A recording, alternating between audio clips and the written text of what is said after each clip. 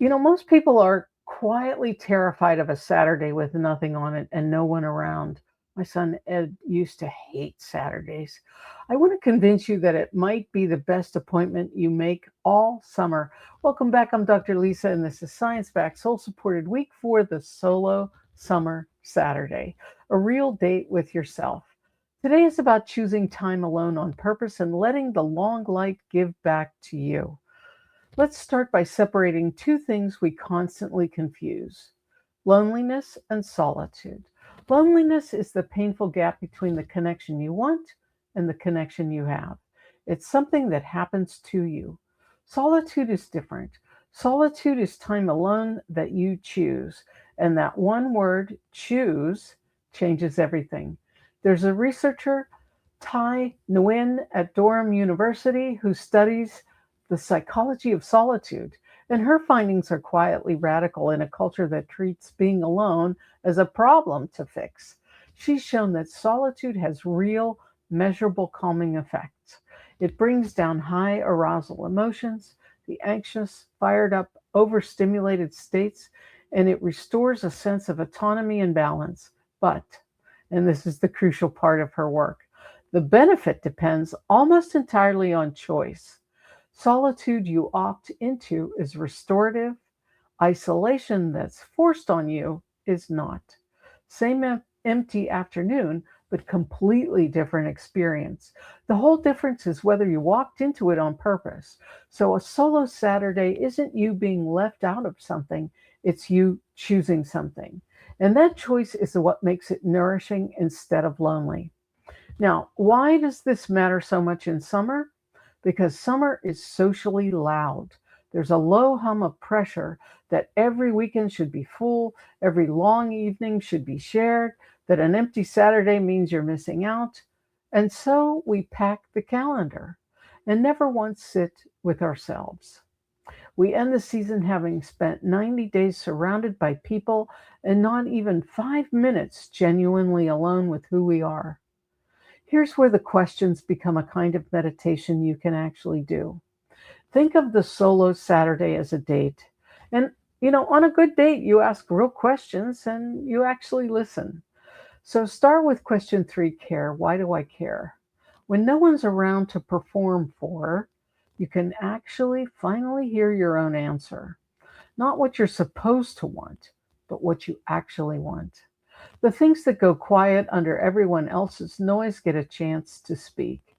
And then question 5, choose what's essential. A solo day is a small, safe laboratory for your own preferences. With no one to negotiate with, no compromises to make, you get to notice, what would I actually do with this time? What does my attention go to when it's free? That's real information about your life, and most people never collect it because they're never alone long enough to ask. And let me say the harder thing underneath all of this. A lot of us avoid solitude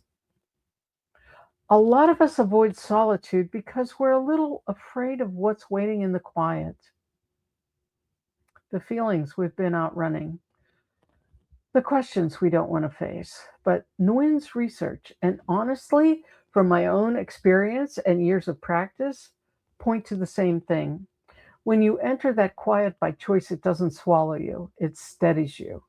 The high arousal noise comes down. Remember, you're a whole person on your own, not just in relation to everyone else. And here's a quieter benefit that Nguyen's line of research points toward. Time alone chosen well makes you better company for everyone else. When you've heard your own thoughts, you stop needing other people to drown them out. You arrive at the dinner, the call, the relationship with something to bring instead of something to fill. So a solo Saturday isn't withdrawal from your people, it's maintenance on the self you bring to them. And as for what to actually do with the day, the answer is gloriously simple. Whatever you do if no one were keeping score. Walk with no destination.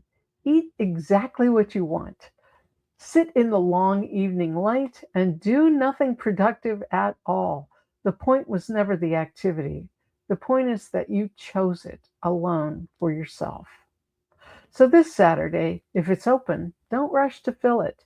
Make it a date. Sun and self. Choose the solitude and let it give back to yourself. Here's today's challenge. Block 1 hour this Saturday that's just yours. No phone feed, no company, no agenda. Take yourself somewhere, even your own backyard, and ask question 3. Why do I care about the things I care about?